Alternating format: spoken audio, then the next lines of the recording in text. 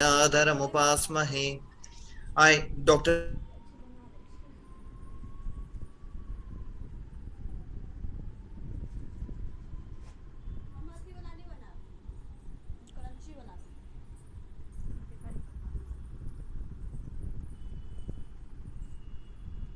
Joglekar, Mahavidyalaya, Ratnagiri. Mr. Anuj Pradeep Sharma is the resource person of this session. Till now, we have covered many topics related to Kala. Now, to, now, um, now we are here today in today's session. Anuj sir is going to speak. There is a technical problem. I am sorry for that. And today's session, Anuj is going to speak in the Trisandhya Kala, Prahara, Yama, etc. Vyavaharika Kala. So over to you, Anuj sir. Yes sir, धन्यवाद sir. सभी को मेरा नमस्कार, सभी ज्येष्ठों को मेरा प्रणाम। सर्वप्रथम मैं कवि कुलगुरु कालिदास संस्कृत विश्वविद्यालय के अभिनव भारती परिसर के संचालक माननीय प्रोफेसर कृष्ण कुमार पांडे महोदय, उनके चरणों में मेरा कोटि कोटि प्रणाम। तत्पश्चात रत्नागिरी उपकेंद्र के संचालक माननीय श्री दिनकर मराठे सर, इनको मेरा प्रणाम, तथा मेरे मार्गदर्शक तथा ज्योतिष विभाग के प्राध्यापक डॉक्टर प्रसाद गोखले सर तथा समस्त प्राध्यापकों को मेरा प्रणाम करते हुए मैं अपने इस आज के सत्र को मैं प्रारंभ करता हूँ। ओम अचिंत्य व्यक्त रूपाय निर्गुणाय गुणात्मने समस्त जगदाधार मूर्तये ब्रह्मणे नमः। लोकाभिरामं रणरंगधीरं राजीवनेत्रं रघुवंशनाथं कारुण्यरूपं करुणाकरन्तं श्रीरामचंद्रं शरणं प्रपद्ये। तो आज के इस सत्र में मैं आपके सामने त्रिसंध्या काल, प्रहर, उसे ही याम भी कहते हैं, तथा जो कुछ और भी व्यवहारिक काल है उसके विषय में मैं आप लोग को थोड़ा मार्गदर्शन करूँगा। ये जो त्रिसंध्या काल है, प्रहर है, याम है, व्यवहारिक काल में जो भी मैं आज कुछ आप लोग के सामने प्रस्तुत करने वाला हूँ, उस विषय में आप लोगों में से बहुत से ऐसे ज्येष्ठगण हैं जो उसे जानते भी हैं, और कुछ लोग हैं जो बिल्कुल भी कुछ नहीं जानते हैं। तो अभी तक के जितने भी सत्र हुए उससे हमें ये ज्ञात हुआ है कि कुछ लोग इस विषय में एकदम अभी नए नूतन प्रवेश ही कर रहे हैं, और कुछ लोग इसके जिज्ञासु है, मतलब वो जानते तो है पर फिर भी उनको और स्पष्ट रूप से जानने की जिज्ञासा है। तो जो ऐसे व्यक्ति है जिन्हें जिज्ञासा है, तो उन्हें आज के इस सत्र में हो सकता है कि कुछ नया जानने को ना मिले, किंतु पर जो जानते हैं उसमें थोड़ी स्पष्टता आ जाए, और जो कुछ भी नहीं जानते तो हो सकता है कि उन्हें आज के इस सत्र में कुछ नया जानने को मिले। तो आज के इस सत्र को हम प्रारंभ करते हैं। तो विषय है त्रिसंध्या काल प्रहर, जिसे ही हम याम भी कहते हैं। याम और प्रहर भिन्न नहीं है, वह एक ही है, पर उसको प्रहर नाम से भी उसका कभी कभी प्रयोग किया जाता है और कभी कभी उसका याम नाम से भी प्रयोग किया जाता है। तो आज की इस सत्र को हम प्रारंभ करते हैं। तो त्रिसंध्या काल, संध्या नाम सुनते ही सर्वप्रथम किसी के मन में सायंकाल का विचार आता है कि संध्या सायंकाल को भी कहते हैं, गलत बात नहीं, कहते जरूर कहते हैं, सायंकाल को भी संध्या कहते हैं। और किसी को संध्या सुनते ही जो लोग संध्या वंदन इत्यादि करते हैं, उन्हें ये उनके मस्तिष्क में ये विचार आने लगता है कि संध्या काल जो संध्या करते हैं, हाँ वो भी संध्या काल, उसका भी इसमें चर्चा हम करने वाले हैं। पर जो संध्या काल सिर्फ है, एक विशेष जो संध्या काल है वो सिर्फ ये नहीं है, मतलब वो भी है, पर आज के विषय में वो संध्या काल हम नहीं, उस पर चर्चा नहीं है। तो जो त्रिसंध्या काल है, 3 प्रकार का संध्या काल बताया गया है, जिसमें उपासना, अर्चना, पूजन इत्यादि इत्यादि जो किए जाते हैं, तो उस त्रिसंध्या काल के विषय में यहाँ पर हम चर्चा करेंगे। तो सर्वप्रथम त्रिसंध्या काल के विषय में अमर कोश में अमर सिंह आचार्य ने बताया है, प्रभातम च दिनांते तु सायं संध्या पितृ प्रसु प्राह्ना पराह्न मध्याह्ना त्रिसंध्यम अथ शर्वरी। तो संध्या अर्थात क्या? संददाति इति संध्या, अर्थात जो कुछ उत्पन्न करता है, सामान्य भाषा में बोले तो कुछ पैदा करने वाला जो है काल, वो संध्या है। तो क्या पैदा करता है भाई? तो यह एक संधि काल जब होता है तो संधि काल समझ सकते हैं। संधि मतलब एक कुछ समाप्त होने वाला है और दूसरा कुछ आने वाला है, मतलब कुछ दूसरा काल उत्पन्न होगा, पैदा होगा, ऐसा बोल सकते हैं। इसीलिए कहा गया संदधाति इति संध्या। इसी कारण इसका एक नाम भी पड़ा है पितृप्रसु। पितृप्रसु का अर्थ देखेंगे तो पिता का जहां से प्रसु हुआ, प्रसव हुआ, तो ऐसा एक प्रकार से इसको आम बोलचाल की भाषा में हम इसे दादी काल बोल देंगे तो कोई समस्या नहीं है।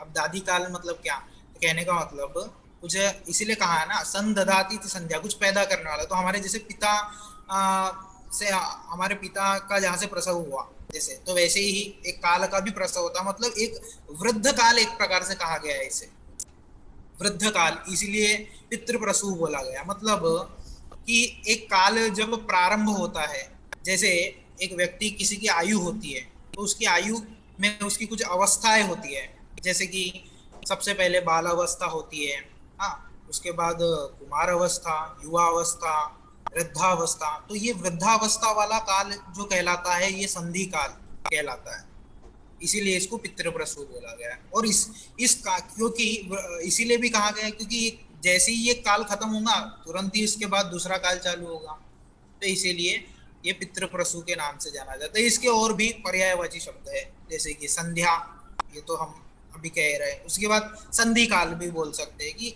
एक काल समाप्त हो रहा है और दूसरा प्रारंभ होने वाला, उसके मध्य का काल। उसके बाद में पितृप्रसु आपको जैसे बताया मैं। उसके साथ द्विज मैत्री ऐसा भी कहा जाता है। तो द्विजा आदि जो है इस काल में संध्या वंदनम, उसके बाद में पूजन अर्चनम, ये सब इसी काल में किया जाता है। तो त्रिसंध्या काल माने जाते हैं। तीन प्रकार के संध्या काल हैं, तो वह कौन कौन से? तो उसमें प्रातः संध्या आप लोग को पता है जैसे कि, उसके बाद मध्याह्न संध्या, तत्पश्चात सायं संध्या। ये तीन प्रकार की संध्या मानी जाती है, इसलिए इसको त्रिसंध्या या त्रिकाल संध्या बोल। आप जानते होंगे कि कोई कहता है कि त्रिकालदर्शी है वह, तो या वह त्रिकाल संध्या करता है ना, तो वो इसी से ही आया है, वो त्रिसंध्या है से ही वह त्रिकाल और तीन प्रकार की संध्या जो है वो यही है। तो प्रातः संध्या, मध्याह्न संध्या और सायं संध्या, इन्हीं तीनों संध्या में विशेष करके सूर्य देवता की उपासना, गायत्री की उपासना इत्यादि इस काल में की जाती है। कोई गुरु मंत्र का जप इत्यादि इस काल में करते हैं विशेष रूप से। उसके बाद में एक और जगह कई आचार भूषण नामक एक ग्रंथ है, उसमें मिलता है अहोरात्रस्य या संधि सूर्य नक्षत्र वर्जिता सातु संध्या समाख्याता मुनिभिः तत्वदर्शिभिः। अर्थात अहोरात्र, अहोरात्र जैसा कि आप लोग ने पहले पढ़े हो इस विषय को। अहोरात्र मतलब क्या है? अहह रात्रिश्च, तो दिन और रात्रि को मिलाकर यह शब्द बनता अहोरात्रि। तो अहोरात्र की जो संधि होगी, मतलब दिन की संधि और रात्रि की संधि, तो कुछ आचार्यों ने ऐसा बोला कि दिन रात्रि की जो संधि है उसमें सूर्य नक्षत्र वर्जिता, जब सूर्य और नक्षत्र ये वर्जित हो गया अर्थात नहीं दिखेंगे, तो एक सातु संध्या समाख्याता मुनिभिः तत्वदर्शी, तो उसको आचार्य मुनियों ने संधि काल बताया है। तो ये भी एक प्रमाण मिलता है। उसके बाद में त्रिसंध्या काल के और भी कुछ विषय है। कालस्य तिस्रो भार्याश्च संध्या रात्रि दिनानि च। ब्रह्मवैवर्त पुराण में एक श्लोक आता है, कालस्य तिस्रो भार्याश्च संध्या रात्रि दिनानि च। तो काल की जो काल है, हम इतने दिन से जिस काल की चर्चा कर रहे हैं, काल गणना हम जो बोल रहे हैं, तो वही काल की तिस्रो भार्याश्च, तीन भार्या है, तीन उसकी पत्नी है। तो वो कौन कौन सी है? संध्या रात्रि दिनानि च। तो संध्या रात्रि दिन, दिन रात्रि तो आपको पता है, उसी में एक संध्या भी, जो संधि काल है, जो संध्या है, यह भी एक काल की एक भार्या है, पत्नी है, मतलब उसका काल से संबंध है, ये हमें समझ में आता है। उसी प्रकार तैत्तिरीय ब्राह्मण इत्यादि में, ब्राह्मण ग्रंथ आदि में इस संध्या काल की कुछ संज्ञा दी हुई है, कुछ नाम दिए गए हैं। जैसे क्या? गायत्री नाम पूर्वाह्ने, सावित्री मध्यमे दिने, सरस्वती च सायाह्ने, सैव संध्या त्रिषु स्मृता। तो पूर्वाह्न में जो पहला संधि काल है, पहली संध्या है जो, उसमें गायत्री नाम की संध्या होती है, गायत्री, उसकी एक संज्ञा दी हुई है। उसके बाद में मध्यमे दिने तो मध्याह्न में जो द्वितीय संध्या काल है, उसमें उसकी संज्ञा सावित्री दी गई है। तत्पश्चात सरस्वती च सायाह्ने सैव संध्या त्रिषु स्मृता। तो सरस्वती नामक ये तीसरी संध्या होती है, तीसरा संध्या काल सरस्वती नामक। तो समझ सकते हैं कि ये तीनों जो देवियां है, गायत्री, सावित्री, सरस्वती, इनके नाम पर ही एक प्रकार की संध्या की संज्ञा है। तो संध्या त्रिषु स्मृता। उसके बाद में सायं संध्या जो होती है, उसमें भी कुछ निषेध काल बताए गए हैं। ये काले से संबंधित है, इसलिए आपके सामने यहाँ पे प्रस्तुत किया है कि संक्रांते पक्षयोरन्ते द्वादश्याम श्राद्धवासरे सायं संध्या न कुर्वीत कृते पितरहा भवेत्। सायं संध्या का भी कुछ निषेध काल बताया गया है कि वह कब नहीं करना चाहिए। तो संक्रांत्या पक्षयोरन्ते, संक्रांति काल में जब संक्रांति इत्यादि होती है सूर्य का एक राशि से, जैसे ये सब आप विषय आप लोग पहले पढ़ चुके हैं, उसका ज्यादा व्याख्यान नहीं करेंगे हम। पक्षयोरन्ते, पक्ष का अंत होगा, पक्ष अंत होता है ना, जैसे अमावस्या पूर्णिमा आने वाली, तो पक्ष का अंत होने वाला हम समझते हैं।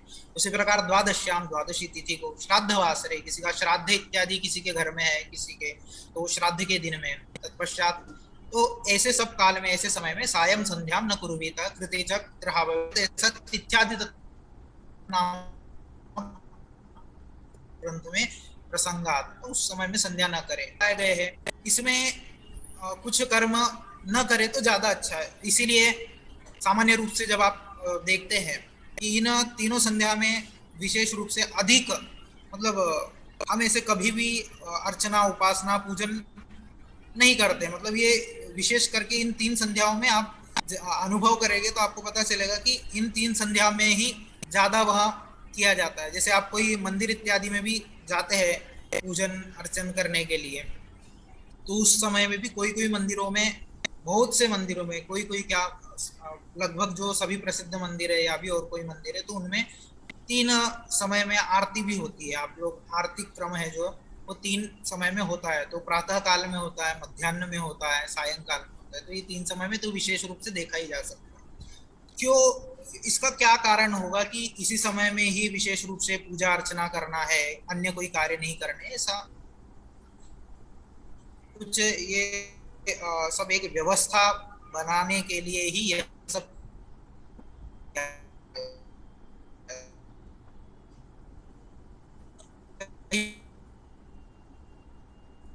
इसमें व्यस्त, सब व्यवस्था है, ऐसा मानना है। तो स्वप्नम अध्ययनम स्नानम उद्वर्तम भोजनम गतिः उभयो संध्योर नित्यम मध्याह्ने चैव वर्जयेत्। तो सोना नहीं चाहिए, कहने का मतलब इन संध्या कालों में शयन नहीं करना चाहिए। इस संध्या काल में आज भी हम हमारे घर इत्यादि में हम देखते हैं कि गृह आदि में हम जब होते हैं तो जो हमारे ज्येष्ठ होते हैं, माता पिता इत्यादि, वो हमें संधि काल में सोने से रोकते हैं कि इस समय में। और कई कई जगह ये भी मिलता है कि सूर्योदय या सूर्यास्त काल में जो शयन करता है उसकी आयु क्षीण होती है। सब बहुत सारे जगह प्रसंग आता है। तो वही कारण है कि संध्या काल में स्वप्न नहीं, मतलब स्वप्न अर्थात तो शयन नहीं करना चाहिए, अध्ययन नहीं करना चाहिए। कुछ अध्ययन भी विशेष करके इस काल में न किया जाए तो ज्यादा अच्छा होगा, क्योंकि वो जो काल होता है उसमें हमारी स्मरण शक्ति भी एक प्रकार से थोड़ी कम हो जाती है। मतलब उतना पढ़ा हुआ हमें ध्यान नहीं होता है विशेष करके। तो ऐसा बताया कि अध्ययन न करें, स्नान इत्यादि न करें, उद्वर्तम भोजनम गति ही, भोजन इत्यादि न करें, कोई गति वाले कार्य न करें, कहीं आना जाना ऐसे कुछ न करे। उभयो संध्य और नित्यम मध्याह्ने चैव वर्जयेत्। तो ये तीनों काल में ये कुछ समय है, ये वर्ज्य है, इस समय में ये नहीं करनी चाहिए।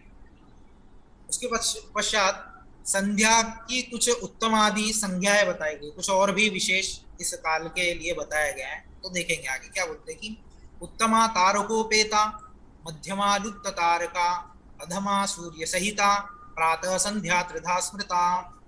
तो बोलते हैं कि संध्या काल जो है इसकी 3 प्रकार की संज्ञाएं बता रहे हैं। तो कौन कौन सी, मतलब संज्ञा मतलब वो करने के पश्चात वो किस प्रकार की कहलाई जाती है, पता चलेगा, स्पष्ट होता है आगे। जैसे कि उत्तमा तारकोपेता, यदि तारे जब रहते हैं, प्रातः संध्या के विषय में पहले बता रहे, तो तारे जब रहते हैं तो तारों के रहते की जाने वाली संध्या, मतलब जब सूर्योदय होने ही वाला है, थोड़ा समय शेष है, उसके पहले कुछ आकाश में तारे दिखाई देते हैं, ऐसे समय की जाने वाली संध्या उत्तमा तारकोपेता। मध्यमा लुप्त तारका, जब तारे लुप्त होने लगते हैं, वो सूर्य जस्ट उदय ही हो रहा है ऐसे समय में कर रहे हैं, तो मध्यम संध्या कहलाती है, मतलब एक प्रकार की मध्यम है।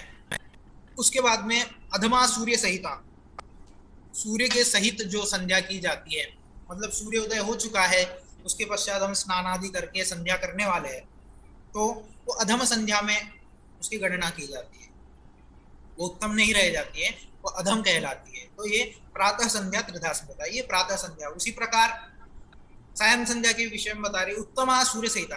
वैसे देखा जाए तो त्रिसंध्या करना अति उत्तम है, तीनों संध्या करनी ही चाहिए, और मनुष्य को त्रिसंध्या यदि वह न कर पाए तो न्यूनाति न्यून उसे 2 काल की संध्या तो करनी है, और अगर दो काल की संध्या भी वह नहीं कर पा रहा है तो कम से कम न्यूनाति न्यून उसे प्रातः काल की संध्या या 1 काल की कोई भी संध्या उसे करनी चाहिए। तो उत्तमा सूर्य सहिता, मध्यमा लुप्त भास्करा। अब सायं संध्या के विषय में बता रहे उत्तमा सूर्य सहिता, तो जो सायं संध्या के काल अब आ गया है, तो उत्तमा सूर्य सहिता, सूर्य के सहित जो संध्या है वो उत्तम होगी। प्रातः काल में क्या बता दिया कि सूर्य सहित जो है वह अधम है, पर सायंकाल के विषय में वैसा नहीं है, सायंकाल अस्तगामी सूर्य है क्योंकि, तो उत्तमा सूर्य सहिता, सूर्य के साथ है वो उत्तम है। मध्यमा लुप्त भास्करा, जब भास्कर अर्थात सूर्य लुप्त हो जाए, अस्त हो गए, दिख नहीं रहे, तो ऐसी संध्या उस समय की जाने वाली मध्यम कहलाएगी। तत्पश्चात जो है अधमा तारकोपेता, तो जो अब सूर्यास्त भी हो चुका है और आकाश में तारे दिखने लगे हैं सायंकाल के समय, तो वो उस समय में यदि संध्या की जाती तो अधम संध्या कहलाती है। तो इस प्रकार की सायं संध्या भी त्रिधा स्मृता 3 प्रकार की बताई जाती है। तो मध्याह्न संध्या भी कब करनी चाहिए बताते, तो मध्याह्न संध्याया अष्टम मुहूर्तम कालमाह स्मृति ही। तो स्मृति ग्रंथादि में इसका जो समय है अष्टम मुहूर्त, एक प्रकार से हम अष्टम मुहूर्त, अभिजीत को भी अष्टम मुहूर्त बोलते हैं, तो समझ सकते हैं कि सूर्य जब हमारे एकदम ठीक आकाश के मध्य में हो जाता है, इस समय में मध्याह्न संध्या की जानी चाहिए। उसके पश्चात देवी भागवत इत्यादि में और भी संध्या के विषय में प्रसंग आते हैं। प्रातः संध्याम स नक्षत्राम, मध्याह्ने मध्यभास्कराम, सूर्याम पश्चिमाम संध्याम, तीसरा संध्या उपासते। प्रातः संध्याम स नक्षत्राम बोलते हैं, जो प्रातः संध्या करनी चाहिए वो स नक्षत्र, नक्षत्र मतलब तारे इत्यादि हो, इस समय में की जानी अति उत्तम है। मध्याह्ने मध्य भास्करम, जैसा कि मैंने कहा कि मध्य में भास्कर हो तो मध्याह्न संध्या की जानी चाहिए। सूर्याम पश्चिमाम संध्याम, तो पश्चिम की संध्या कब उत्तम होंगी, सूर्य सहित, जैसे कि ऊपर बताया कि सूर्य उत्तमा सूर्य सहिता। सूर्याम पश्चिमाम संध्याम, तीसरा संध्या उपासते, तो ये 3 प्रकार की संध्या करनी चाहिए, मतलब उस समय में उपासना इत्यादि, सूर्य उपासना इत्यादि करनी चाहिए। और भी याज्ञवल्क्य स्मृति ग्रंथ आदि में भी और भी कुछ प्रसंग देखने को मिलते हैं संध्या विषय में। जपनासीत सावित्रीम प्रत्यगातारकोदयात संध्याम प्राक प्रातरेवं ही तिष्ठेदा सूर्य दर्शनात्। तो बोला गया है कि सायंकाल में, जब संध्या काल में, प्रातः संध्या दोनों, तो सायंकाल में जब संध्या वंदन करते हैं तो कब तक जप इत्यादि करना चाहिए, मतलब एक समय, मतलब आजकल तो समय का सभी के पास अभाव है, फिर भी यदि कुछ उपासना कर रहे हैं तो कब तक एक लिमिट होती है कि हाँ कितने देर तक करना है, ऐसा किसी के मन में प्रश्न आता है, तो उसका यहाँ पे समाधान है एक प्रकार से कि तारकोदयात, तो शाम के समय में जो संध्या करना है, तो जब तक तारे आकाश में दिखने ना लगे, मतलब जैसे आप सूर्य बोला ऊपर, तो आप बोलेंगे आपकी ऊपर तो आप बता रहे हैं कि सूर्य सहित करनी चाहिए सायं संध्या, और आप बोल रहे पर वैसा नहीं कि कब तक करना है, इसलिए मैंने कहा कब तक करना है उसके लिए। तो अगर आप जब आकाश में सूर्य है, अस्तांचल है, सूर्य अस्त होने ही वाला है, उस समय में आप संध्या कर रहे हैं, तो उस समय से आप उपासना इत्यादि के लिए बैठे हैं। पर कब तक आपको बैठना है, तो जब तक आकाश में तारे दिखने ना लगे तब तक आप उपासना करें, ध्यान करें, जप करें, जो भी करना चाहे, तब तक तारों के उदय तक आपको वहां पे प्रतीक्षारत रह करके वहां पे ध्यान जप इत्यादि करना है। संध्याम प्राक प्रातः एवं ही तिष्ठेदा सूर्य दर्शनात्। उसके बाद में जब आप प्रातः काल की संध्या करते हैं, तो जब आप जब उत्तमा तारों को वेता जो बोला है, तो तारे उदय है, जब आप बैठे हैं संध्या करते हैं, तब आप संध्या कर रहे हैं, तो कब तक करना है आपको, जब तक सूर्य का दर्शन न हो जाए। आपको सूर्य का दर्शन हो गया, उसके बाद आपकी संध्या सफल है, आप वहां से अपना आसन का कर सकते हैं। आगे चले गए, तो ये त्रिसंध्या काल के विषय में एक कुछ जानकारी मैंने आपको प्रदान की। इसके बाद में हम जो द्वितीय विषय है प्रहर और याम। तो प्रहर और याम क्या होता है? यह प्रहर और याम हो सकता है आप लोगों ने कभी सुने होंगे, क्योंकि ये अभी है, प्रयोग में है, पर अभी बहुत कम हो चला है, मतलब धीरे धीरे इतना ये प्रयोग में नहीं दिखता। क्योंकि पहले के समय में ऐसा होता था कि घटी यंत्र इत्यादि अधिक नहीं थे। उसके बाद में काल काल का जो विषय है, ये जो कालखंड है प्रहर और याम, तो ये कुछ विशेष चीजों के लिए भी विशिष्ट कुछ प्रसंग होते थे, कुछ विषय होते थे, उनके लिए भी प्रयोग किया जाता था। आज भी इसका प्रयोग है, ऐसा नहीं है कि नहीं है, पर एक सामान्य व्यक्ति की दृष्टि से वह एक सामान्य व्यक्ति इससे अनभिज्ञ है, आज भी बहुत से लोग नहीं जानते। ठीक है, क्या है देखते हैं। प्रहर और याम, तो वासरस्याष्ट भागैक भाग प्रहर। तो जब एक दिन को, एक दिन, यहाँ पर दिन अर्थात मैं केवल दिन नहीं ले रहा हूँ, सूर्योदय से सूर्यास्त तक का दिन नहीं बोल रहा हूँ मैं। तो हम जो सावन मान से एक दिन ग्रहण करते हैं, उदयाद उदयम भानु भूमि सावन वासर, तो जो सावन मान से एक दिन होता है, अहोरात्र होता है, तो उस अहोरात्र को जो एक सामान्य रूप से हम यहाँ ग्रहण करते हैं 24 आवर्स का, वो 24 घंटे का एक हमारा एक दिन या अहोरात्र होता है। तो उसे जब हम 8 भागों में विभक्त कर देंगे, विभाजित कर देंगे, तो उसका जो एक भाग कहलाता है, तो वो प्रहर कहलाता है। तो ये 8 प्रकार के प्रहर हो जाते हैं पूरे एक अहोरात्र में। ठीक है, उसके बाद में याम, तो याम भी वही है, दिवारात्र चतुर्थ भाग भाग। तो दिन मैंने बताया कि एक अहोरात्र में 8 प्रहर हो जाते हैं। तो उस अर्थात क्या हुआ कि दिन में 4 प्रहर मानेंगे हम, उसके बाद में रात्रि में 4 प्रहर मानेंगे। यहाँ सिर्फ अभी दिन और रात्रि का है, आगे और भी आपको स्पष्ट होगा। तो जो दिन का भाग है, अर्थात सूर्योदय से लेकर एक प्रकार से हम सूर्यास्त तक का जो भाग मान रहे हैं, उसमें 4 हमारे प्रहर हो जाते हैं। तत्पश्चात सूर्यास्त के बाद से जैसे ही अंधकार होने लगता है, तब से लेकर के दूसरे सूर्योदय के पूर्व तक जो काल होगा वो 4 प्रहर हो जाएंगे। तो ऐसे प्रकार के 8 प्रहर हो गए, और ये ही याम भी कहलाता है। तो याम प्रहरो समो इत्यामरः अमर कोश में कहा गया है। तो ये दोनों समान ही है, इसी का पर्यायवाची याम है, प्रहर दोनों समान है। एक अहोरात्र में कुल 8 प्रहर या 8 याम होते हैं, जैसा कि मैंने अभी बताया। तो दिन में 4 प्रहर तथा रात्रि में 4 प्रहर, ये भी आपको स्पष्ट है। एक प्रहर, अब जिज्ञासा होती है कि एक प्रहर कितने देर का होगा, तो सामान्य रूप से हम जान सकते हैं, जब 8 भाग कर रहे 24 घंटे के, तो 3 घंटे का तो एक होगा ही होगा। तो एक, क्योंकि क्या होता है कि कभी कभी जो हमारा दिन होता है, सूर्योदय से सूर्यास्त तक का काल होता है, वो कभी कभी कम ज्यादा होता है। कुछ घटी में तो ज्यादा नहीं होता, पल इत्यादि में थोड़ा कम ज्यादा होता है। तो वो कम ज्यादा होने के कारण ही इसलिए यहाँ पे एक शब्द का प्रयोग किया है मैंने, औसतन। तो एक एवरेज हम निकालेंगे तो एक 3 घंटे का काल हमारा प्रहर के रूप में सामने आता है।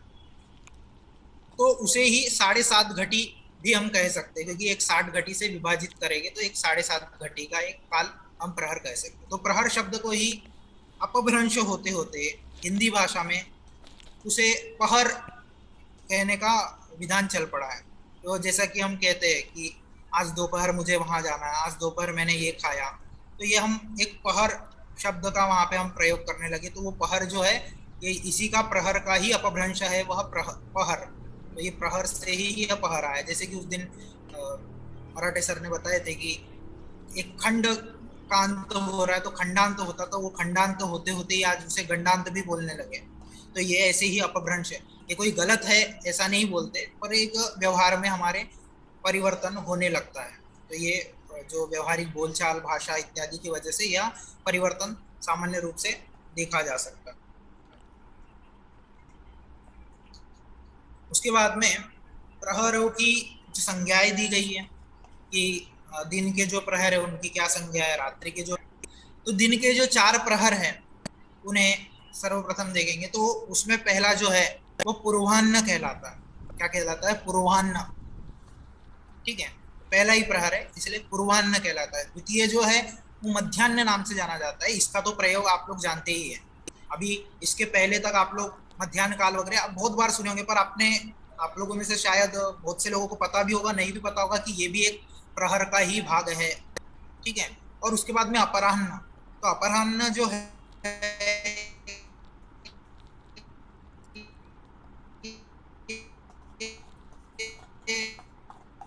में ज्यादा प्रयोग होता है, तो यह भी एक तीसरे प्रहर का नाम है दिन के। उसके बाद में सायं। तो सायं जो है वो लोग आप, वो आप जानते हैं, उस प्रहर के बारे में आप जानते हैं, ये शब्द आपका सुना हुआ है। उसी प्रकार सायं के बाद में जो प्रहर चालू होते हैं तो उसमें प्रदोष है, निशीथ है और त्रियामा और उषा।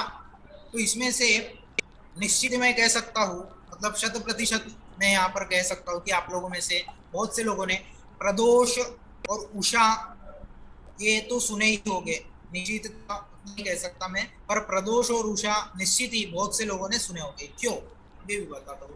तो प्रदोष इत्यादि का आपने सुने होंगे, प्रदोष व्रत है। ठीक है, वो ये प्रदोष प्रहर से, ये प्रदोष काल से संबंधित वो व्रत इत्यादि है, इसलिए उसको प्रदोष, विशेष रूप से शिव पूजन इत्यादि जो है वो प्रदोष काल में ही किया जाना उत्तम माना जाता है। उसी प्रकार उषा, उषा करके भी आपने यह संज्ञा तो सुनी होंगी, उषा पैन इत्यादि, पर वो यहाँ पर नहीं है। पर उषा जो है वो उषा पान आप लोगों ने सुने होंगे, बहुत से लोगों ने। उषा पान आयुर्वेद इत्यादि में आता है, उसकी भी चर्चा मैं आगे करूंगा। तो ये हर मैंने दिन और रात्रि के आप लोग के सामने प्रस्तुत की। अब इसका प्रयोग किस प्रकार का देखने को मिलता है, यदि ऐसी जिज्ञासा होती है तो आयुर्वेद में, जैसा कि मैंने अभी मेरा पिछला जो वाक्य मैंने उसमें कहा, आयुर्वेद में भी प्रहर का महत्व देखा जा सकता है। उदाहरण के लिए वही ले रहा हूं मैं आप लोगों के लिए, इसीलिए सरल उदाहरण लेकर के हम यहाँ पर प्रस्तुत होते हैं, क्योंकि आप आसानी से इसे समझ सके। जो नए लोग हैं वो जो इसमें अभी प्रवेश कर रहे हैं उनको कठिनाइयां ना हो, कि एकदम से नए नए विषय एकदम से समझने में क्लिष्ट होने ना लगे, इसीलिए हम एक साधारण उदाहरण के साथ में आपके सामने प्रस्तुत होते हैं। तो उषापान, जैसा कि मैंने, तो उषापान क्या है कि रात्रि का जो मैंने जो 8 प्रहर बताए, तो सामान्य रूप से उसे हम जब देखते हैं तो वह सुबह से एक सामान्य रूप से हम सूर्योदय काल पकड़ते हैं 6 बजे का। तो 6 बजे से लेकर दूसरे दूसरे उदय काल तक 6 बजे तक हम यदि देखते हैं तो 24 घंटे हमारे होते हैं। तो उस 24 घंटे को हम 3 में डिवाइड करेंगे। तो 6 से 9 में पहला अर्थात पूर्वाह्न होगा, फिर उसके बाद में 9 से 12, 12 से 3, 3 से 6, 6 से 9, 9 से 12, 12 से 12 से 3, 3 से फिर 6, ऐसा आ जाता है। जो तो 3 से 6 का जो काल आ जाता है वो उषा काल कहलाता है। तो जो ये ब्रह्म मुहूर्त का काल है वो इसी के ही अंतर्गत समाविष्ट हो जाता है, उषा काल। तो उषापान आयुर्वेद में बताया गया। तो उषापान मतलब क्या, तो जो आप यदि सूर्योदय होने के पश्चात इत्यादि ये उषापान कर रहे हैं ऐसा आप बोलोगे तो वो प्रयोग नहीं होगा। उषापान उषा काल में किया जाना चाहिए, ऐसा आयुर्वेद कहता है। अर्थात जो वो जो रात्रि के 3 बजे से 6 बजे के बीच का काल है, आपको कहने का मतलब एकदम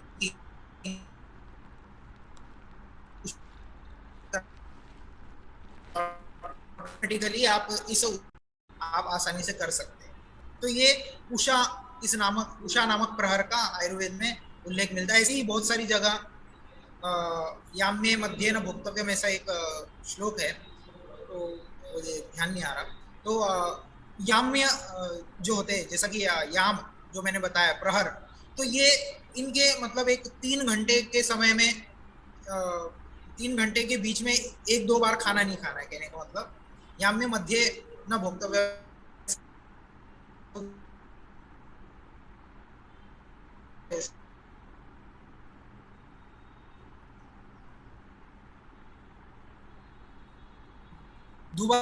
न्यूनातिन्यून 3 घंटे के बाद हमें कुछ भोजन इत्यादि जो है, जो भी हमें स्नैक्स वगैरह खाना करना जो भी है, वो कम से कम 3 घंटे काल के अंतराल में खाना चाहिए। जो भी कुछ भक्षण करते हैं उसका भोग करते हैं हम, तो वह चतुर्दश्यन्ते पारणम ऐसा बोला गया। तो 3 प्रहर से पूर्व ही जो चतुर्दशी समाप्त हो रही है, तो उस चतुर्दश्यन्ते पारणम, तो उस चतुर्दशी के अंत में पारणम करना चाहिए, अर्थात भोजन करना चाहिए, व्रत को छोड़ना चाहिए, सामान्य रूप से बोल सकते हैं। तो शिवरात्रि के विषय में भी बहुत सारा प्रसंग देखने को मिलता है। एक सामान्य रूप से शिवरात्रि का उदाहरण दिया, ऐसे कई व्रत है, कई उत्सव इत्यादि है कि जिसमें प्रहर का विशेष महत्व है और अभी तक उसका हम प्रयोग करते हैं, पर मैंने जैसा कि कहा कि बहुत सारे लोग उसे उससे अनभिज्ञ है, नहीं जानते हैं, प्रयोग करते हैं पर नहीं जानते हैं। तो यहाँ पर प्रहर का प्रयोग हमें देखने को मिलता है। तो शिवरात्रि के विषय में कुछ जगह कहा गया है कि 4 प्रहर तक उसका आचरण करना चाहिए, शिवरात्रि व्रत इत्यादि का। तो एक धर्म सिंधु नामक ग्रंथ में मिलता है कि सा निशीथी निशीथ व्यापिनी ग्राह्या। तो अब जो चतुर्दशी शिवरात्रि जो है, तो वह कैसी ग्राह्य करनी चाहिए, उस स्थिति के निशीथ व्यापिनी बोला है। तो निशीथ अर्थात वो निशीथ प्रहर की, उस रात्रि व्यापिनी जो होगी, वह मध्य रात्रि का काल है, वो निशीथ काल, जो निशीथ प्रहर है उसमें जो ग्राह्य है वो शिवरात्रि का यहाँ पर ग्राह्य होगी, ऐसा धर्म सिंधु इत्यादि धर्मशास्त्री ग्रंथों में बताया गया है। उसी प्रकार वैष्णव आदि जो संप्रदाय है, वैष्णवों के जो मंदिर इत्यादि है, वहां पर 8 प्रहर की सेवा पूजा का विधान इत्यादि भी देखने मिलता है। उसे भी वो लोग अष्टयाम इत्यादि कहते हैं। वैष्णव संप्रदाय है, आप में से भी कोई उस संप्रदाय से आता होगा तो वो जानते होंगे इस विषय में। तो उसमें भी उन्होंने 8 प्रहर को उद्देश्य मान करके 8 प्रकार की सेवाएं वहां पे रखी है। तो मंगला में वो लोग एकदम प्रातः काल में, एकदम जो हम जैसा हम उषा काल समाप्ति होते ही आता, तो उस पहले ही प्रहर में, उसके बाद में श्रृंगार, मतलब एक एक प्रहर में वो लोग एक एक ये जो कृत्य है वो करते चले जाते, एक एक सेवाएं अपने आराध्य के प्रति वो करते हैं। श्रृंगार, फिर ग्वाल, राजभोग, उत्थापन, भोग, संध्या, आरती, शयन इत्यादि, वो ऐसे 8 प्रहरों को उद्देश्य मानकर ही उन्होंने ये रचना की है। आगे चलेंगे। अब भारतीय शास्त्रीय संगीत में भी प्रहर का महत्व है, निश्चित ही है। तो अब इस विषय में मैं आप लोग को बता दूं कि मैं वैसा संगीतज्ञ तो मैं नहीं हूँ, मैं संगीत के विषय में बहुत अधिक कुछ नहीं जानता हूँ। उसमें मैं संगीत में रुचि अवश्य रखता हूँ, निश्चय ही, पर नहीं, पर मैंने कुछ अध्ययन किया थोड़ा बहुत, तो और कुछ संगीत के जानने वालों ने मुझे बताया, तो उससे मुझे पता चला कि संगीत में भी इस प्रहर का विशेष महत्व है। तो जो प्रत्येक राग होती है संगीत में, तो वो रागों को विशिष्ट एक प्रहर में गाने का विधान है। ऐसा कहीं भी कभी भी कोई भी राग वह नहीं गाते, वो एक प्रहर में गाते हैं। जैसे पूर्वाह्न में गाएंगे, मध्याह्न में गाएंगे, या फिर सायंकाल में जो प्रहर, सायंकाल वाला जो प्रहर है उसमें गाएंगे। ऐसे वो एक विशिष्ट प्रहर में वो गायन करते हैं। उस प्रकार दिन के प्रथम प्रहर में अर्थात प्रातः काल में शुद्ध मध्यम प्रबलता के साथ कोमल रे ध का प्रयोग बहुलता से किया जाता है। मतलब ये कुछ स्वर है, उनका प्रयोग प्रथम प्रहर में करने का विधान है। उसके बाद में दिन के दूसरे और तीसरे प्रहर के रागों में रे ध कोमल वाले, तत्पश्चात ऊपर जो बताया वो शुद्ध मध्यम प्रबलता के साथ कोमल, यहाँ पर सिर्फ कोमल वाले, और उसके बाद जो तीसरा इत्यादि प्रहर है उसमें तत्पश्चात रे ध शुद्ध वाले रागों का गायन होता है। फिर उसके बाद में दिन के अंतिम प्रहर में कोमल ग नी वाले राग गाए जाते हैं। उसके बाद भारतीय संगीत शास्त्र में दिन, हाँ, इसमें 2 काल का तो विशेष महत्व निश्चय ही है। तो प्रथम प्रहर एवं अंतिम, अर्थात प्रातः काल में जो पहला प्रहर आरंभ होता है, उसी प्रकार सायं का जो अंतिम, दिन का जो अंतिम प्रहर है, दिन अर्थात अहोरात्र नहीं, यहाँ पर सिर्फ दिन, सूर्योदय से सूर्यास्त तक, तो उसका जो अंतिम प्रहर है उसका यहाँ पर भारतीय शास्त्रीय संगीत में उसका विशेष महत्व है। इसी आपने ये अनुभव किया होगा, इन्हीं 2 कालों में पक्षियों का स्वर भी आपको अधिक सुनाई देता है। एक विशेष स्वर कोयल इत्यादि हो, कुछ हो तो सायंकाल में, या फिर चिड़िया गौरैया इत्यादि जो पक्षी हैं वो यह प्रातः काल में, तोता इत्यादि भी प्रातः काल में सायंकाल में आपको ये स्वर अधिक सुनाई देंगे। ठीक है, तो ये आप इससे प्रहर के विषय में यहाँ पर आप इतनी आपको जानकारी मैंने यहाँ पे सामने आपके रखी। इसके बाद में कुछ और भी व्यावहारिक काल है, उसमें हम चले गए। तो चौघड़िया या जिसे ग्रह हो रहा, अभी चौघड़िया शब्द शायद बहुत से लोग जानते भी हो, बहुत लोग नहीं भी जानते होंगे। काल खंड होता है तो उसे ग्रह हो राम या फिर चौघड़िया कह सकते हैं। तो अब इसमें जो आपने इसके पहले ग्रहों का कक्षा क्रम आप लोग ने जो पढ़े हैं, तो इसमें आप यहाँ पर उसको अप्लाई कर सकते हैं, यहाँ पर उसका प्रयोग कर सकते हैं, जिन्हें याद होगा। ये तो मैंने आगे बताना है उसके विषय में भी। तो ग्रह हो रहा, जिस ग्रह का वार हो उसी की प्रथम होती है। तो ये जो चौघड़िया है तो ये कैसे निश्चित करें, तो कुल मिलाकर के जैसा कि आप यहाँ पर देख सकते हैं कि रविवार को उ चम ला का शु रो उ, तो कितने हो गए? उद्वेगे, चंचल, लाभ, अमृत, काल, शु। मैंने पूरे अहोरात्र में 8 प्रहर बता दिया पूरे अहोरात्र में, पर जो चौघड़िया है ये दिन रात्रि के भेद से 2 होते हैं। तो दिन का चौघड़िया अलग, रात्रि का अलग। तो दिन का जो चौघड़िया या ग्रह हो रहा है उसमें 8 होते हैं। उसके बाद में रात्रि का जो चौघड़िया या ग्रह हो रहा है उसमें भी 8 चौघड़िया या 8 प्रकार की ग्रहों की हो रहा होती है। ठीक है, तो अब उसका निर्धारण कैसे करें या कैसे जाने इसको? तो ग्रह हो रहा, जिस ग्रह का वार हो उसी की प्रथम होती है। तो अब यहाँ पे इसमें जो शॉर्ट फॉर्म दी है उसका फुल फॉर्म भी यहाँ पर नीचे इसी इमेज में दिया हुआ है, देख सकते हैं आप। उ से उत्पात या उसे उद्वेग भी कहते हैं, चम से चंचल या चर भी कहते हैं, ला से लाभ, अ से अमृत, का से काल, शु से शुभ, रो से रोग। इस प्रकार से आपको समझना है। तो एक चौघड़िया का मान बताते हैं 1.5 घंटे का, लगभग 1.5 घंटे का एक चौघड़िया या ग्रह हो रहा माननीय है। ठीक है, तो कैसे इसका निर्धारण करें? तो मैंने बताया कि जिस वार का हमें चौघड़िया देखना है, जैसे आज का वार सोमवार है, या फिर हम पहला वार देखते हैं सर्वप्रथम, उसके बाद में सोमवार देखते हैं। तो रविवार को प्रथम चौघड़िया होगी वह रवि की होगी, अर्थात आपको जो ये पहले क्रम में दिखेंगे दिन की चौघड़िया में, मैं अभी रात्रि की चौघड़िया की बात नहीं कर रहा हूँ, मैं दिन की चौघड़िया के ऊपर आप लोग ध्यान दीजिए। तो रविवार को उद्वेग या उत्पात नामक प्रथम चौघड़िया, जो कि रवि की स्वयं की चौघड़िया या ग्रह हो रहा की उसकी उस ग्रह की हो रहा है वही होगी, अर्थात उत्पात नामक या उद्वेग नामक वह चौघड़िया या ग्रह हो रहा होगी। उसके बाद में हम नेक्स्ट का निर्धारण कैसे करें, अगली जो है उसका निर्धारण कैसे करें? तो कहते हैं कि रविवार में जो प्रथम हो रहा है वह रवि की ही उद्वेग होगी, उसके बाद जो होगी वो रवि से छठवीं शुक्र की हो रहा होगी।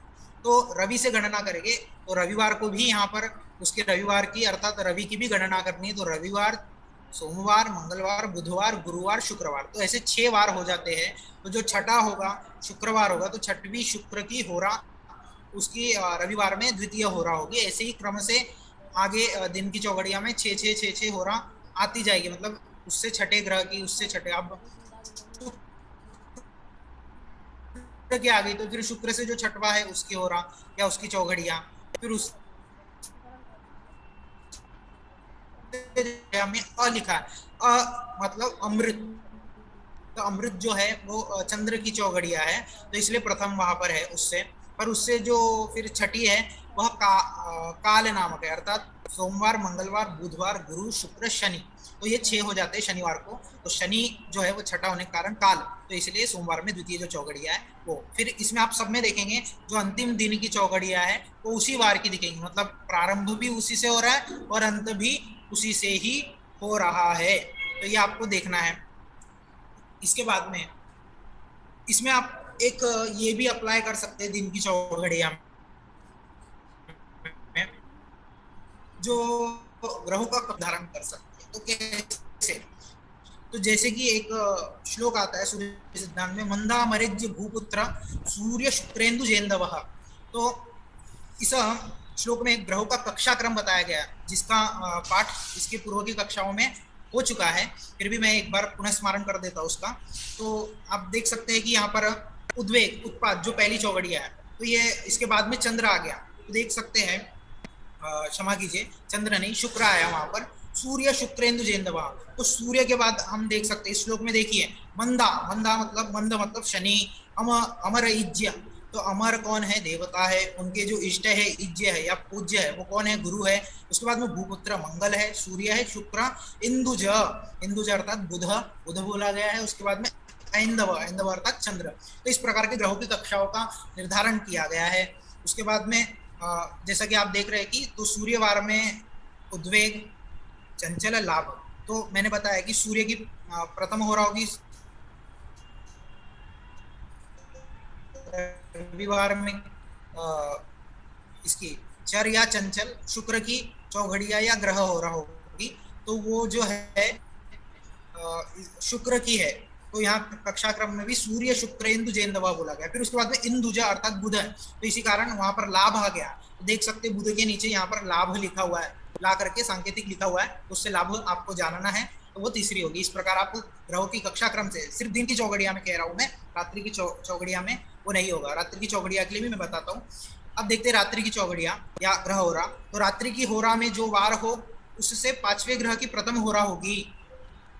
तो रात्रि का जो चौघड़िया है उसमें उस ग्रह से जो पहली हो रहा, हमने दिन में कह दिए पहली हो रहा उसी वार के उसी ग्रह की होगी, तो अब यहाँ पर वैसा नहीं, यहाँ पर उससे जो पांचवा है उसकी होगी। तो यहाँ पर शुभ आ गया है, अर्थात गुरुवार के आ गए। तो आप जैसे कि गणना करेंगे, रविवार, सोमवार, मंगलवार, बुधवार, गुरुवार, तो गुरुवार जो है वो रविवार से पांचवा वार है, तो यहाँ पर पांचवा जो वार है उसकी यहाँ पर शुभ नामक चौघड़िया यहाँ पर आएगी। उसी के बाद आप सोमवार की देख सकते हैं, सोमवार के चम करके नीचे भी चम करके लिखा है, तो चम मतलब वो चंद्र नहीं है, ऊपर चंद्र है, नीचे जो लिखा है वो चंचल या फिर उसे चर भी कहेंगे।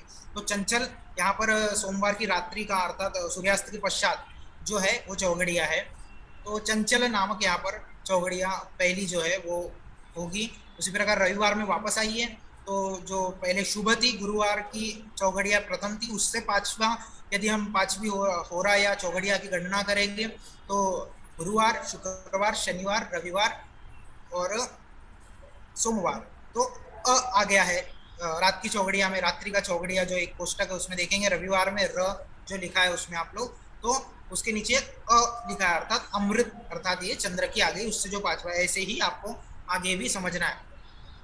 तो इसका निर्धारण और मतलब एक और इसमें विशेष बताना चाहूंगा, तो ये है एक सूर्योदय से, इसका जो दिन की चौघड़िया है वो सूर्योदय से माननी है, अर्थात जो प्रथम चौघड़िया होगी वो सूर्योदय काल में, सूर्य जैसे ही उदय होगा उस काल में ग्रहण की जाएगी। वहां से 1.5 घंटा के अंतराल में ये चौघड़िए बदलते जाएंगे। और वो कैसे निर्धारण होगी इसको मैंने आपके सामने इसको मैंने अच्छे से प्रस्तुत किया है।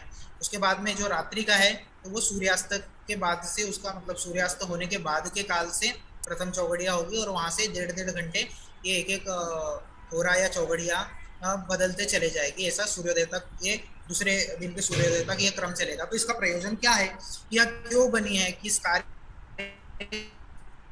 के लिए बनी है, इसको बताऊं तो एक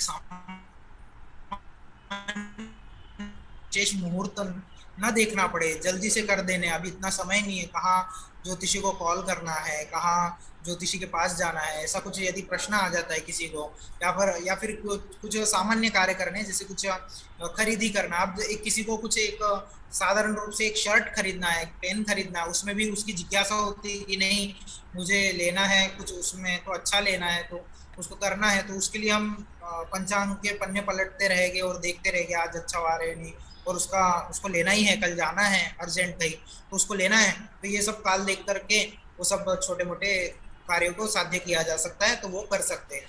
इसी प्रकार इसका एक और महत्व है, कुछ छोटे मोटे पूजन इत्यादि करते हैं, कुछ देव स्थापना करते हैं, या फिर कोई कुछ लक्ष्मी पूजन इत्यादि करना चाहता है, तो उसमें लग्न तो देखते ही है, साथ में ये सब विषय भी देखे जाते हैं। तो सामान्य रूप से आपने न्यूज़पेपर इत्यादि में इन सब विषयों को देखे होंगे बहुत से लोगों ने, तो जिन्होंने नहीं देखा उन्हें भी बता रहा हूँ, आगे कभी आता है यह विषय दीपावली के समय में, या फिर गणेश स्थापना पर्व इत्यादि के समय में, ये विशेष रूप से विशेषांक इसके लिए दिया होता है। मतलब एक पृष्ठ में, फ्रंट पेज में, मुख्य पृष्ठ में ही मुख्य रूप से दिया जाता है। तो तो आप लोग उसे देखिएगा जरूर, और आप भी आसानी से इसे अब याद कर सकते हैं।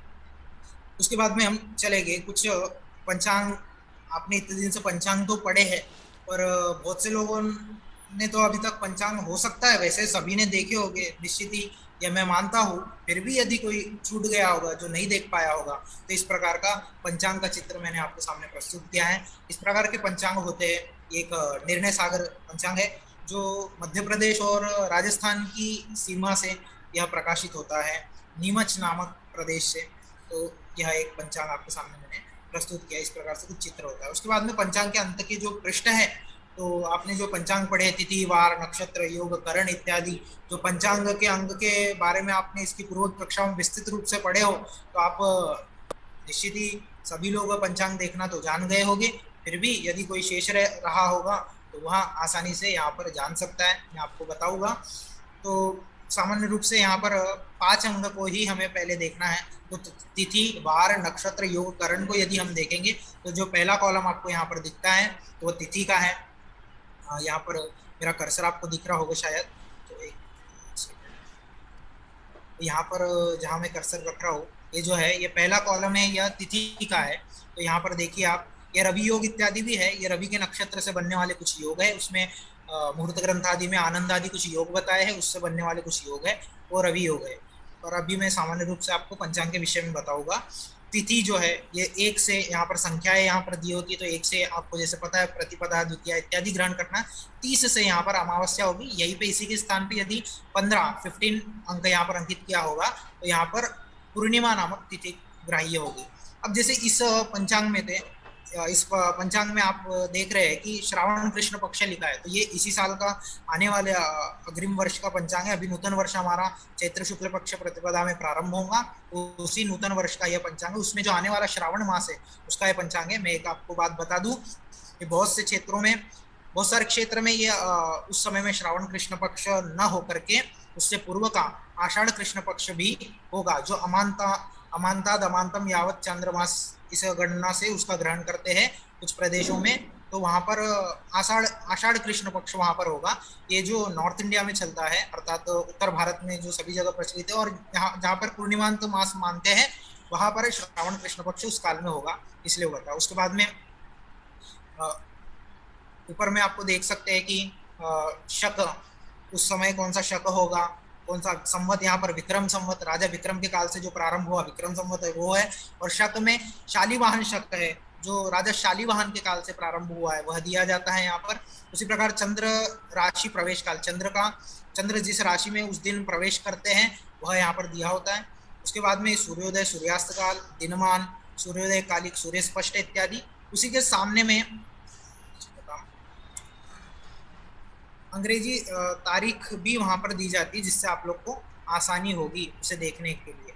यहाँ पर जैसे कि मैं आपको दिखाऊंगा, एक कर्सर जहाँ पर मैं कर्स कर रहा हूँ, वहाँ पे देखिए अंग्रेजी तारीख यहाँ पर दी है, तो 14 तारीख अर्थात जुलाई मास की 14 तारीख। कभी कभी उसी में मास भी प्रारंभ हो जाता है, जैसे अंग्रेजी मास प्रारंभ हो जाता है, तो वहाँ पर 30, 31 से 1, 2 ऐसा चालू होता है। तब यहाँ पर ऊपर में जुलाई के बाद अगस्त सितंबर जो भी आने वाले मास है, तो वो दिए होते हैं यहाँ पर।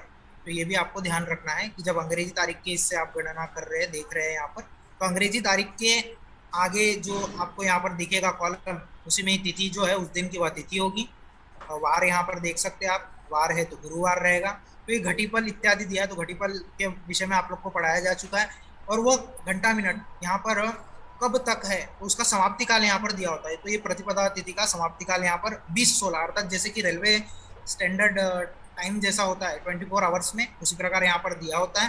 तो आप देख सकते हैं कि 20-16 अर्थात 8:16 तक, रात्रि 8:16 तक यहाँ पर प्रतिपदा है। उसके बाद में नक्षत्र के विषय में यहाँ पर है उत्तराषाढ़ा, यहाँ पर शॉर्ट फॉर्म दिए होते हैं, इसलिए आपको नक्षत्र के नाम, करण के नाम अच्छी तरह से आपको कंठस्थ करने होंगे, तभी आप आसानी से एकदम झटके, एक ही झटके में आप पंचांग आसानी से देख सकते हैं।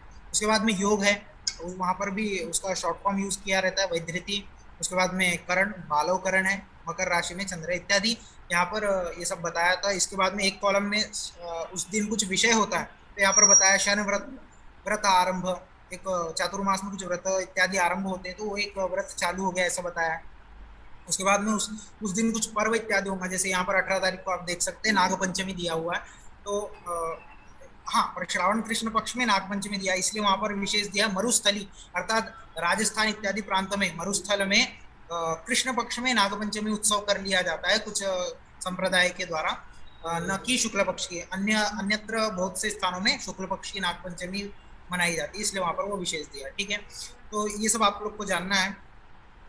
समय अभाव के कारण हम शीघ्र चलेंगे, अधिक समय यहाँ पर नष्ट नहीं करेंगे। उसके बाद में कुछ अमृत गुरु पुष्य, जैसे गुरु पुष्य अमृत योग इत्यादि होते हैं, वो भी यहाँ पर दिए जाते हैं। पर आप जान सकते हैं कि गुरुवार के दिन पुष्य नक्षत्र इत्यादि होगा, तब गुरु पुष्य अमृत योग होता है, ये सामान्य है। और इसके अलावा कुछ जयंती उत्सव पर्व होते हैं, वो सबका भी वहां पर विशेष रूप से दिया होता है। उसके बाद में नक्षत्र आपको पता चला, योग पता चला, करण पता चला।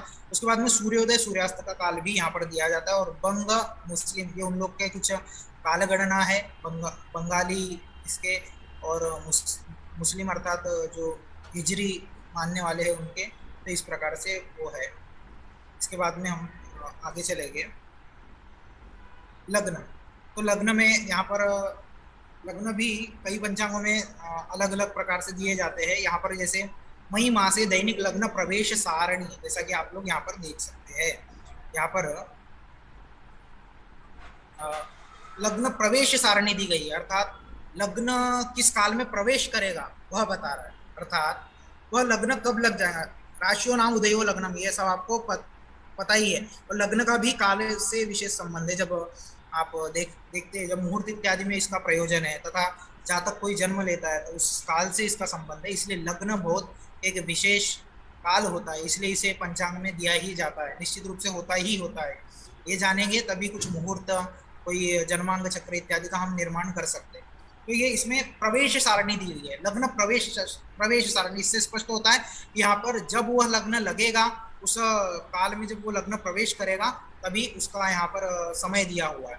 और कई जगह में लग्न समाप्ति काल भी दिया होता है, जब, अर्थात वहां पर क्या समझना है कि उस लग्न वह उस काल में समाप्त होगा, ऐसा जानना। तो यहाँ पर देख सकते हैं मई मास की 1 तारीख को मेष जो है वो रात्रि, मतलब रात्रि का बताया है यहाँ पर।